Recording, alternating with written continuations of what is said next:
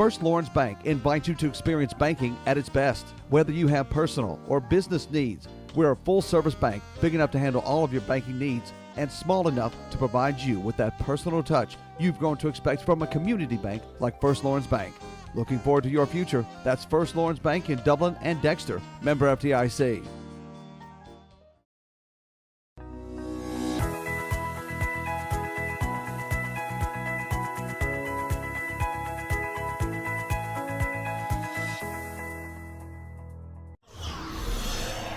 Folks, welcome to the Vinson Voice, a weekly program where we tell you what's happening at the VA.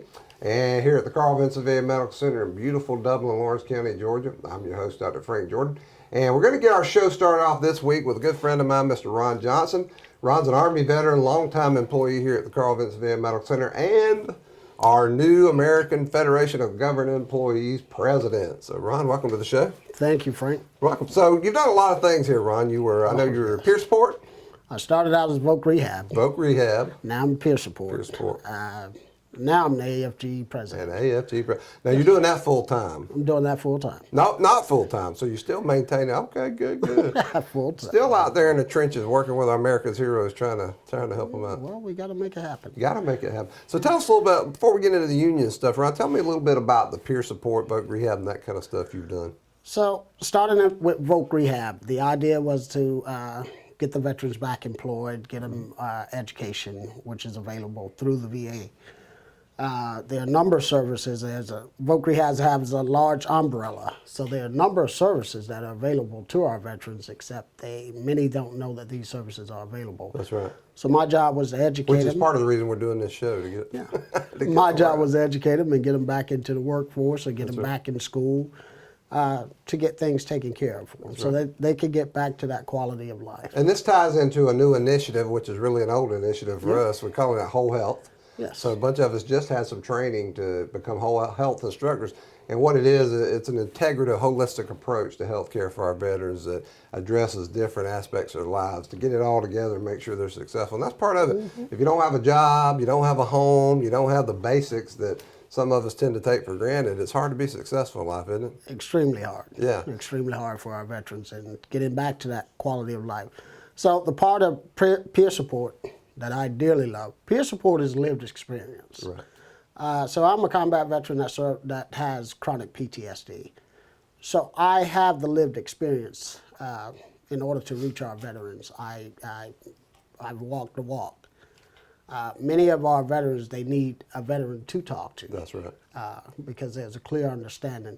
And they're going to be more forthcoming with me than versus... It gives you a basis for that rapport, yeah. Yes. Yeah, you automatically, you got something in common you can turn to. We have an unspoken bond. Right. Yes, we have an unspoken bond. So it allows us to connect more with the veterans and to get the veterans a proper treatment. There you go.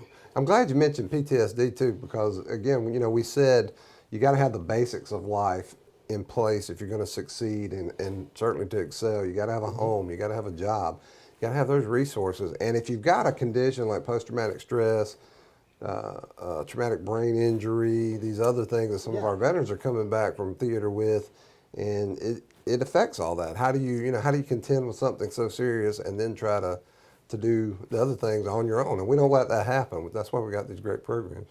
That's correct. And again, myself as going through the program, it took me literally 14 months to literally get back to that quality of life.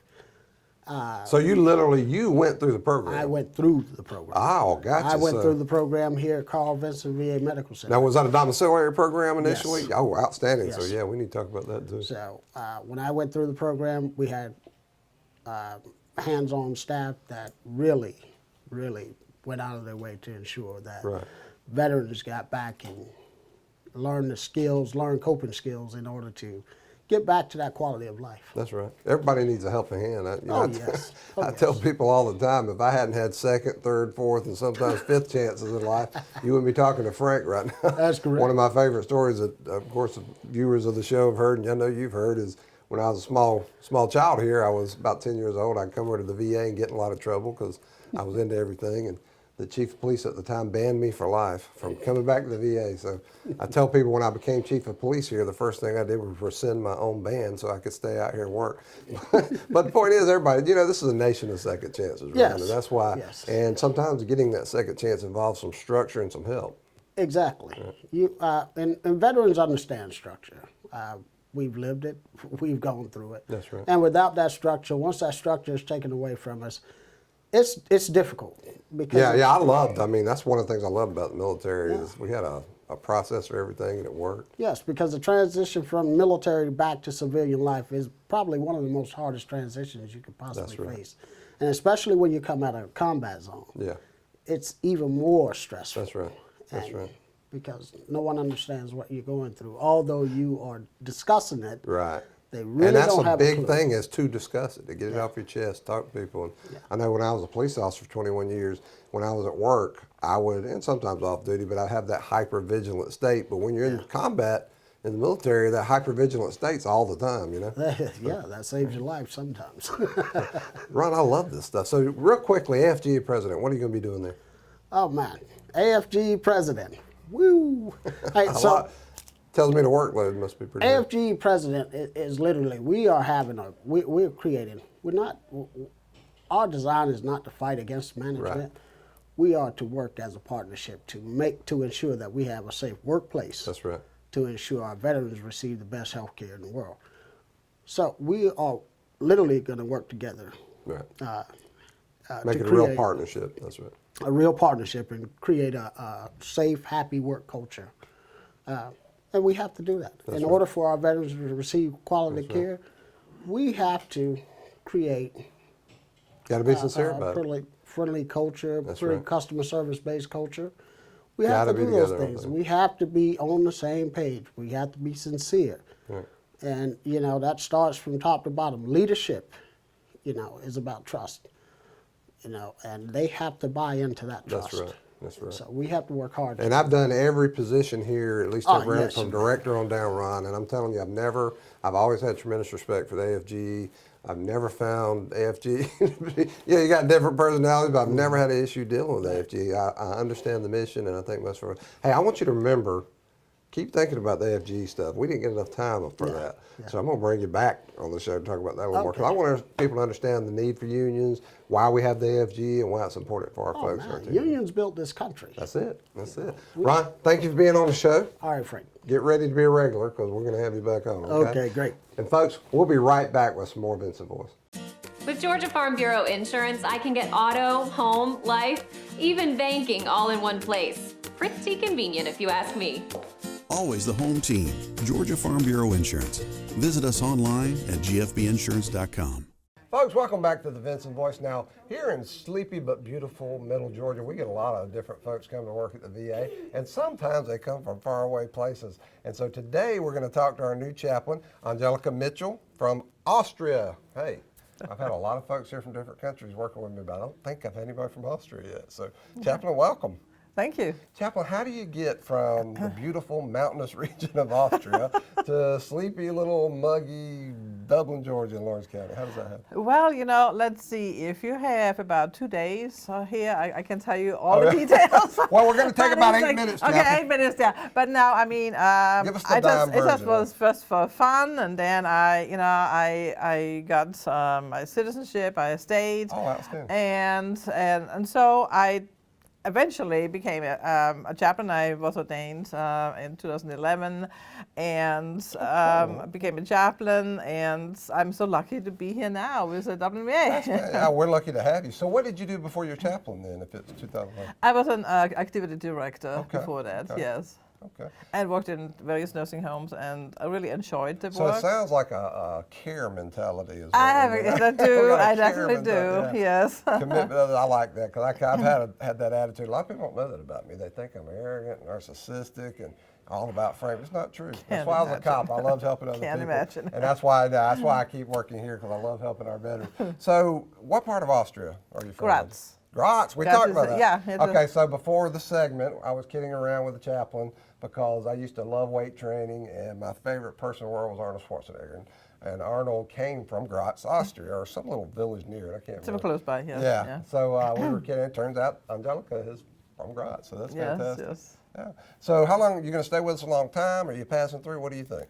I think I'm going to retire. You think you'll retire? Retire here as Yeah. long as I can, basically, you know. Right. Yeah, I love what I do. I mean, I'm a whole health chaplain here, which Yeah, I'm glad you said that because you and I just had a class on whole health.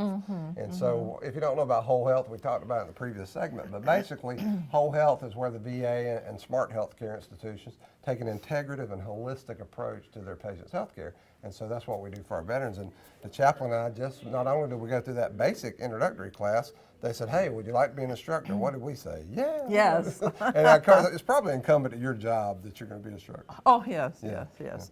And and I mean, as a whole health chaplain, of course, I bring a large toolbox with Right. me as well, not just one faith, or so, which chaplains don't bring anyway. The chaplain is very open to all faiths. That's right. Works with all faiths, but as a whole health chaplain, I also include the arts and various types of meditations and mindfulness. I'm certified in mindfulness. Which is a big thing now. I've done a lot Yes. I've done a lot of research on mindfulness in recent years from the neuroscience perspective. And Yes. this is stuff is there's It nothing works. fluffy. It works. It I'm telling you, works. Yes, it does. So you're actually our whole health chaplain. I think I want to put in a plug for our director, Mr. Dave Whitmer, because Dave, when he came in several months back, he said, one of our strategic commitments is whole health, and I believe in it absolutely. And he told us about his experience. So one of the first things he told Chaplain Lindsay, our head chaplain here, is, hey, we got to have a whole health chaplain. So here you are. Yeah, I'm excited. That's fantastic. So where did you come here from? From Oklahoma. Oklahoma. Yeah, I was in Oklahoma. I'm detecting a theme there too, Chaplain. Dublin, rural Dublin, Georgia, Oklahoma, which is wide open spaces. It was Tulsa, Oklahoma, so Okay. a little Tulsa, bigger, okay, a little so bigger yeah, than yeah. Dublin, but Yeah, a little bit. So how did you like Oklahoma, Chaplain? I do like it. It's quite different from here. Here's lots of woods. Oklahoma is not as much, Yeah. But I do like it. So how are you finding people in Lawrence County, Middle Georgia friendly, helpful? Oh, very. Yeah, I enjoy you. Yeah, well, that's one of the things we're pretty consistent about. If you talk to new folks come through, and one of the first things they mention is, wow, it's like I know everybody, and they're friendly, and if I need something, they're ready to help. Yeah, some people say too helpful. Yeah, sure. Very I'll do. helpful, yes. That's fine. And I appreciate that. Yeah, that's one of the reasons I love this part of the world, because a lot of friendly folks. So what are we going to do with whole health? What's our whole health chaplain going to do for our veterans? Well, one thing And I'm putting is, pressure on her because we're in the building stages, folks. we're in the building stages, yeah, but I mean, the idea is to do groups, and I have actually 2 holistic curriculums that I did write. And one is for substance abuse disorder, which I wrote when I was in Fort McPherson in my fellowship. And that, again, includes mindfulness, the arts, based on a book called Addiction and Grace by Dr. May, and then the 12-step program as well. I'm going to plug that because I was really surprised. I think I had some of the misconceptions about chaplains a lot of other people had, that it was kind of a free-form kind of practice. But as I got in the VA, I learned there's a lot of education, training, structure. You talked about developing curriculum. I've talked to our other chaplains over the years. They're literally sitting down like I used to do in education, write curricula, and come up with lesson plans and groups. You get a lot of intense training. Yes, we do. Yes. It's not nothing haphazard about our VA chaplaincy. No, that is not. That's fantastic. And a lot of education involved with that. So what is your background as far as that goes? Well, I'm a Disciples of Christ minister. I'm ordained minister in that.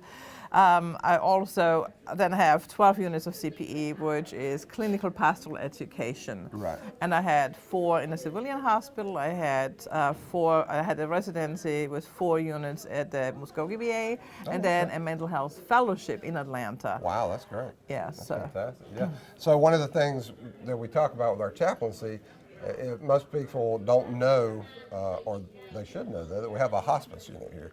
And this is National Hospice and Palliative Care Month. And so when we say we're taking our veterans throughout the life course, it includes the end of life and even after. We're helping their families, we're honoring them. We have an honors escort program here that once one of our veterans passes away in the facility, we give them a very respectful exit from the facility. And hospice, you guys are greatly involved in that, and that's one of the ways I got hooked up with you years ago and learned what you did, because you're there at the end, right? That's got to be challenging. Yes, I worked for 14 months for a hospice, and it will be challenging if it's not your calling, you know. But the bereavement part was very important for families, and sometimes the patients are really ready to go, and so there's that when the chaplain is there to just be of major support. That's right. That's right. And a lot of people don't realize our teammates here suffer the bereavement too. One of the hard things about being in healthcare is that you see people that you develop that relationship with and learn to care about and really enjoy seeing, and the next day they're gone. Yeah. And, I never So you grieve as well. You have friends here, and they're not just your patients; they're your friends. So you guys help us make that transition. Yeah. And I'd just like to say one thing: Absolutely. as a chaplain, we never evangelize, we never proselytize, and I want to make that very clear. We're here for the spiritual. We're here for the spiritual journey, wherever anyone is, and even if you don't have a faith, that is okay, because we are here to listen to you. You're very good listeners. Very good. Very good. Chaplain, welcome to the Carl Vinson Medical Center. Thank you for choosing the career that you have chosen, and thank you for choosing to practice it here. So, thank you. Folks, we're going to be right back with some more Vinson Voice. Hi, I'm Helen Powell. Been serving the Middle Georgia area since 1985. If you would love an exciting career, please call me. Careers in Cosmetology, 129 North Franklin Street, 272-1967. Hi, I'm Ashley. I'm an upcoming graduate from Careers of Cosmetology. It's been a wonderful experience, and I encourage you to contact Ms. Helen Powell for more opportunities. Hello, I'm Christy at Careers of Cosmetology. I've recently enrolled here, and I'm excited about the opportunities that lie ahead. Hey, my name is Daphne Jackson. I'm excited to be enrolled in Careers in Cosmetology. If you would like this opportunity, contact Careers in Cosmetology. Hi, my name is Caitlin. I've been enrolled in Careers in Cosmetology for about 4 months now. I'm really enjoying it, and I think if this is the career for you, you should definitely come see Miss Helen Powell. Careers in Cosmetology, 129 North Franklin Street. Our number is 272-1967. Give me a call. Hello, folks. Welcome back to the Vinson Voice. Now, our next guest is used to being behind the camera and doing the production kind of stuff, not being in front of it, being put on the spot. This is a good buddy of mine, Mr. Jim Huckfelt, and he's one of our public affairs specialists here. He pretty much acts as the deputy public affairs officer here. Jim, welcome to the show. Thank you, Frank. Now, glad Jim to be here. is an Army veteran. Yes, sir. Yeah, everybody couldn't be in the Navy, Jim, so I'm glad you served. That's what's important. All right, so I'm kidding. I love the Army, folks. I should have been in the Army myself, probably. But anyway, back to business here. So, Jim, public affairs, what are you doing here for the Carl Vinson? What are you doing for your veterans to support Carl Vinson's mission? It's my job and my pleasure and privilege to help tell the veteran's story. And we've had some great stories along the way. Oh, yeah. Last April, I really like to hit on this story. We had a veteran in crisis, and he came and presented at our urgent care center. Yeah, I love this story. And he was contemplating suicide, and we took really good care of him. That's right. The awesome part about it is he wanted to tell his story. He wanted to reach out to other veterans and say, hey, you know, I was in this position. I could have been a statistic. Right. Instead, I chose to reach out for help, and they helped me. And you know, I'm still in touch with him today, which is really awesome because. Well, we were just talking about relationships with our veterans, and now we're hearing And that story, I'll tag up with Jim here. That story goes a little deeper than what Jim's saying. Last spring, unfortunately, we had a suicide here at the Carl Vinson Medical Center. To say that affects us deeply is a vast understatement.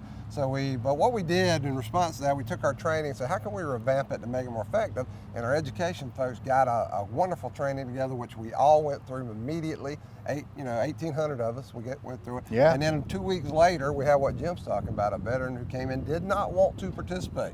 That's the thing. We had to use our coercive power to get him what we knew he needed. He didn't like it. And then a week later, he tells us, he was released from outpatient after a week, 8 days, and you know he's alive and thriving. And that's what his marriage is flourishing. And I spoke to him a couple weeks ago, and they're expecting a child. And I think that is the most beautiful thing, to go from being in such despair to flourishing. Yeah, because suicide is a permanent solution to temporary issues. It is a finality that you cannot take back. That's right. And we've got a lot of fantastic stuff online through the VA. If you suspect anyone that's in crisis, maybe think about suicide, please stay with them. That's the number one thing we tell you. Stay with them. And that's kind of what Jim did from his, and that story went national. It did go national. It's got over 7,000 views. Yeah. But I mean, but Big VA picked it up. Big VA picked it up. Yes, they did. That was fun. And the way he reached out to us was unique, right? It was unique. The veteran called the Veterans Crisis Line and said, okay, here's the deal. I am going to go and get help for this. Right. And he called the Augusta VA, he called the Atlanta VA, and he finally called the Dublin VA. And he found the Dublin VA was more receptive to him. He felt we genuinely cared about his needs, that we wanted him to come in now for treatment. No one put him on hold, no one made him feel insecure or unwanted. And that's what drove him in here. That's what brought him in here. Even though he was reluctant to seek treatment, he came in anyway. And that's the main goal, is somebody took the time to care. And then afterward, he reached out to us on LinkedIn, right? Yes, he did. That's cool stuff. In fact, it was right after he got out of treatment, he wrote to the nurse practitioners who involuntarily committed him, as it is. And at first she was nervous. Oh, she knew the name, but as soon as she read the email, the first line was, "You guys saved my life." Right, that's right. And you can't put a price tag on that. And that's what we're shooting for, folks. We want to help our veterans. That's it. It's that simple. And then everything else is a detail that supports that. So, Jim, and that's why you're important in public affairs. You help get these stories out. So when another veteran or veterans hear about this story, what are they thinking? Hey, if it worked for that guy, despite everything he was dealing with, it could work for me. And we know for a fact that when we do pieces like this, or Jim does the stories he does, promotions he does, it reaches people who then come in and get the help they need, who might not otherwise. Don't forget, 21, 22 veterans a day still committing suicide. More than zero is too much for us, so we're going to keep working. And I'd like to hit on the customer service standpoint. Like I said, he shopped around for the best care available for him. And for that, I'd like to hit on a tie-in. We have this new whole health initiative. Oh yeah. Not only for patients, but now for employees. That's right. And what whole health is, it's a proactive and holistic healthcare method that helps improve your physical, mental, and spiritual well-being. That's right. And the importance of that for employees is that if you're taking care of yourself, you're better off taking care of your veterans. That's right. And you have a duty to take care of your veterans. And our hospital, on whole health, is just one step of part of a bigger picture. We want to become a high reliability organization. And whole health is one of 5 or 6 steps in order to take that. That's right. And so what Mr. Whitmer wanted, and he created a new whole health section led by Dr. Matthew Geyer, and part of whole health is having a whole health class, Whole Health 102. That's right. And last Tuesday we had, I believe it was approximately 17 employees go through Whole Health 102 facilitator training class. Right. That's right. A train the trainer, so we can have all of our employees trained. That's right. And that's just a fantastic initiative. Oh, and it part works. of the Dublin VA, and that's only going to improve the care for our veterans and our employees alike. Absolutely. And it's funny to me, it's part of the whole health thing is examining unique and diverse healthcare modalities. So we've looked at things like acupuncture, yoga, and these types of meditation. Yeah, you can imagine some good old boys from Middle Georgia, that rough guys from the Army or whatever service, thinking about doing yoga. But guess what? Even though there was a lot of skepticism a few years back when we started this, now you got them. Hey, you don't have enough classes. Get some more people, so we have more yoga classes, have more, and here's more meditation. Yeah. Exactly, and here's the buy-in with whole health. And I believe this quote sums it up. If you don't take the time to care for yourself now, you will have to make time to care for yourself when you're sick. Beautifully said. So That's right. This is where the proactive approach comes from with whole health. Jim, I want to thank you for the good stuff you're doing, getting the word out about everything going on here at the VA and Carl Vinson VA Medical Center. And thank you for choosing our team. Thank you, sir. It was a pleasure. You're going to be back on the show. Absolutely. And you're going to keep helping me with the shows. So exactly. So, folks, that's it for the Vinson Voice. We hope you'll keep watching every week.